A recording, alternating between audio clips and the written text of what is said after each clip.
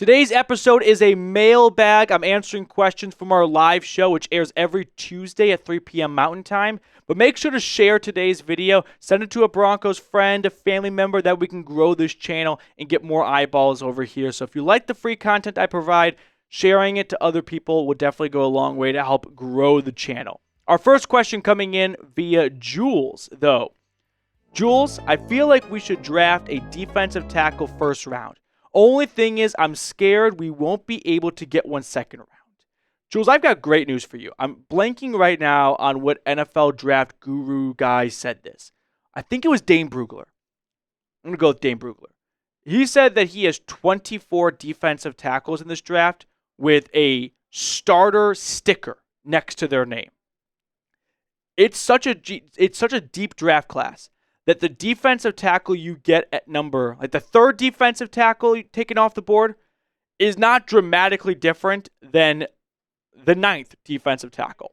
That's not the case, say, at like wide receiver, where it's not a very deep. Oh, go back to the last one. Slow down. That's not the case for other position groups. So it is a very deep draft class of defensive tackle. So while I am perfectly fine with going with a Walter Nolan, for example, out of Ole Miss, there are a lot of other good DTs that you can find in round 2 or even round 3. Great question, though, Jules. Appreciate it. All right, now we're ready for Robbie's question. Is there an inside linebacker worth pick at number 20? There are 3 names that come to mind. Let's start in kind of an order of preference. Jalen Walker out of Georgia. I'm not quite sure what he's going to play at the next level. Maybe he's like a Baron Browning where he starts off at inside linebacker and moves to outside linebacker. He was a very versatile player on the Bulldogs defense this past year with a lot of pass rush upside, which is why some people think he might project to be an outside linebacker. But there's a lot to like there from an athleticism standpoint and even production. So Jalen Walker from Georgia. Another name to watch for is Jahad Campbell out of Alabama. He just, I don't want to say he's like bust proof or anything like that because that's just too big of an extreme, but there's a lot to like there. He's just playing a position that's increasingly devalued. I think if Jahad Campbell was entering the draft 10 years ago, he'd be looked as a top 15 pick. But because the linebacker position is just not as valuable as a spot, I mean, we just saw the Eagles sign a special teamer named Zack Baun, and the guy was a Defensive Player of the Year finalist. So you're not going to find teams wanting to use a premium asset on a position that you can find good production for from a cheap $3 to $5 million free agent signing. But those are 2 names to keep an eye on when it comes to inside linebacker. Tristan Piffner. I don't think Deebo would work as a joker. I think it needs to be a tight end or running back. I think Mims can be what people think Deebo is. No, I don't think Mims can be what Deebo is. Deebo's his superpower is yards after contact. The guy is tough to take down. You get a body on him, and all of a sudden, he's 10 yards down the field, and he's making his way to the end zone. That's not Marvin Mims. He is not a yards after contact. He's yards after catch, but you got to give him an open space. Deebo is someone you can dump it off to on a wide receiver type screen and be like, hey, we need you to run through a couple of guys. Not a problem. I think there are a lot of joker traits to Deebo's game. He does not play the position that Peyton has utilized the joker position for, which is tight end or running back, but I still think there are a lot of similarities, and I'd be very much on board with a Deebo Samuel trade for the right price. Not looking to massively overpay or anything like that, but I think a good little test here is if you got a notification, because you got your notifications on from the Broncos Breakdown, that Deebo Samuel has been traded to the Denver Broncos, your reaction is going to be, yes. Torres, you're on screen. Which running back would be a good fit if we can't get Jeanty? I'm thinking about good fits. I'm thinking maybe Trayvon Henderson. That's the Ohio State running back. He's a very good receiving back. Same can be said about his countermate also at Ohio State, the guy who transferred up from Ole Miss, Quinshon Judkins. Those are 2 guys that I could see Sean Payton looking at as, now this is a well-rounded back who may not be a 3-down runner, but I can utilize him in the receiving game well, which they were probably hoping to get more out of Jaleel McLaughlin or Javonte Williams in that role. They tried it. It just didn't work. But Trayvon Henderson out of Ohio State. This is the guy I think you're looking for, Torres. Literally Eric Decker. What do you think about trading for DK Metcalf? Okay, this one was commented on a video a few days ago, so let's talk about it. I am mixed feelings on a DK Metcalf trade. From a possibility standpoint, I think it's got some potential. They drafted JSN to replace either Lockett or DK, and it's looking more and more like it'll be Lockett, but JSN's targets keep going up, and if you look at DK Metcalf over the last couple of years, his targets keep going down. 141 to 119 to 108. There seems to be, I wouldn't say a phasing out process going on here, but maybe he's not being utilized as much as they should be utilizing him for what they're paying him. Which means if some other team wants to pay him and give them a draft pick for his services, Seattle would oblige. I'm not against the idea of trading for Metcalf because I think he's a good receiver, and same goes for Deebo Samuel. If I'm told the Broncos just traded for DK Metcalf, I'm going to be pretty much on board with it. But I do think it's fair to have some reservations and concerns that he might not be as good as like what we thought he would be after that breakout, was it sophomore year he had with Russell Wilson? But I still like Metcalf as a player, and I'd still be very much on board with the trade. So let me know if you would like to trade for DK Metcalf. Give me a yes or give me a no. Dylan, next one up on the show, and then we'll talk about prize picks, Mr. Moose. What do you think about the prospect of signing Zack Baun? If Sean Payton wants him, I think Sean Payton's going to get him. Payton drafted him in New Orleans. He was a special teamer under Payton. Never really found a role defensively. The guy played more defensive snaps this past season in Philly than his entire 4-year career in New Orleans combined. There's a need at inside linebacker. Payton said this when on Radio Row in New Orleans. Alex Singleton's coming off a torn ACL. Cody Barton's a free agent. I think they are going to be in heavy pursuit of Baun. I think he's probably going to get about a 3-year contract that pays him around $11 million a season. 3 years, $33-ish million after that breakout year in the city of brotherly love. So I would be on board with it, although I also think Cody Barton did a very good job this year taking over as that number one linebacker when Singleton went down. So I'd be very much on board, like I said before, of rolling it back with Barton. But there's also a difference between the two. Baun has so many great playmaking abilities to his game. At least we saw this past season.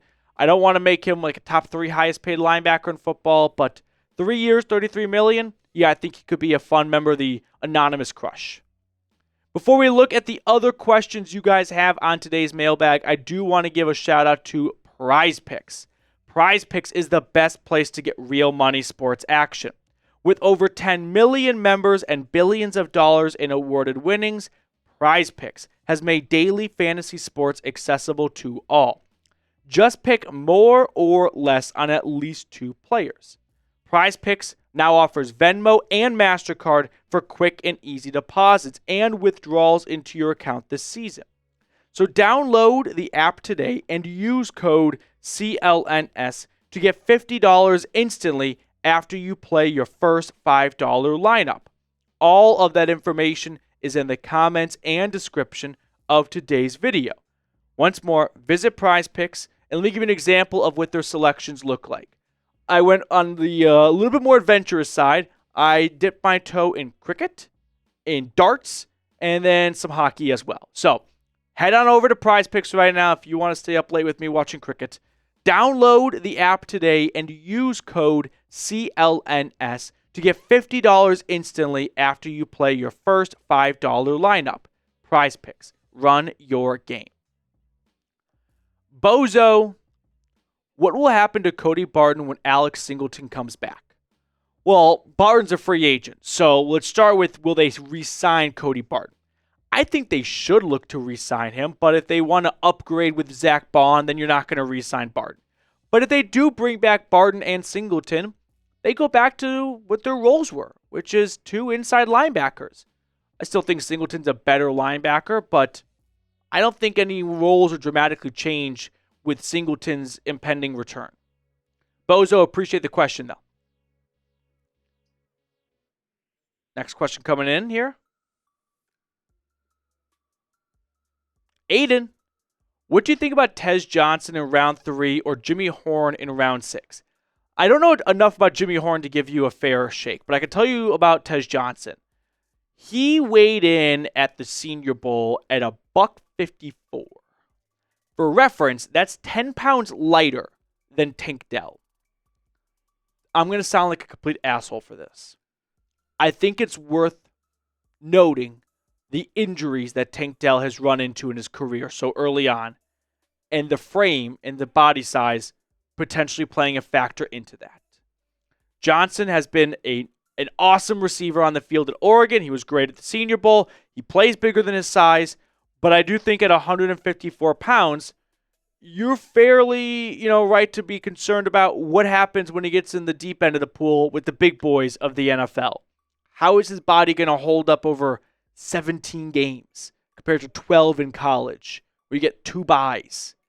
That's where I don't want to just cross him off my list because he's 154 pounds, but I'm just seeing what happens to Tank Dell, and I don't want to see Denver not make the same mistake, because Dell was great when he was healthy, but the guy might miss the entire 2025 season because of the injury he suffered last year. And to me, that is a big red flag. So while there is a lot to like about Tez Johnson's game, plus Oregon, so there's that. But yeah, I can't quite get past the $154 part. Byron Lewis, I love the profile picture. I assume it looks at the game. With all the success with going young, why not continue the trend instead of acquiring older players that are just chasing the bag? I get where you're coming from, but I also think it's important to not just trot out the youngest roster in the NFL and hope they figure it out along the way. You got to have some older veteran players there to make sure that if things start to shake a little bit, they can get themselves back on course. So while I get the idea of you had some success with younger players like Riley Moss, Marvin Mims, why are we going on citing older, more expensive players? Those older, expensive players have a lot of experience. And, imagine if the Eagles didn't do that with Barkley and they just went young at running back. Probably wouldn't work out super well. There's plenty of examples going both ways, but I think that it's worth investing a couple of, not draft picks, but, free agency dollars and cap space to veteran free agents. D. West the Best. Would Dre Greenlaw be a better inside linebacker for our scheme? I like Dre Greenlaw a lot as just an overall player. From a scheme perspective, the 49ers play a 4-3 defense, so he'd be going from a 4-3, right? They play a 4-3 to a 3-4, so a little bit, from a 4-3 to a 3-4. Yeah, I had it right. So he'd be going from a little bit of a different role where he's got 4 linebackers compared to 3, and 2 of them are outside and they're hanging around the line of scrimmage. From an inside linebacker perspective, I don't think it's a worldly different perspective. The difference that I think Greenlaw might get tripped up on is just being in the middle of the defense. If he's the green dot and he's making the calls, when you're in a 3-4 defense, the responsibilities are a little bit different. And it's your job to quarterback the defense based on what you see from the offense when it comes to divvying up assignments for who's got who and what kind of blitzes are you bringing, who's dropping into coverage. It's a little bit different, of course, when it's 3 guys up front compared to 4. Tristan, what do you think about drafting Luke Lackey in one of the later rounds? I do love questions like this because it does give me something to chew on when it comes to finding some of these, deep cut prospects. I don't know much at all about Luke Lackey to give you a fair response. So I'm sorry for some bad radio right now, Tristan, but I don't got a good response for you, but I promise you that I will, once the draft at least gets here beforehand, because now I've got something to go home and do some homework on.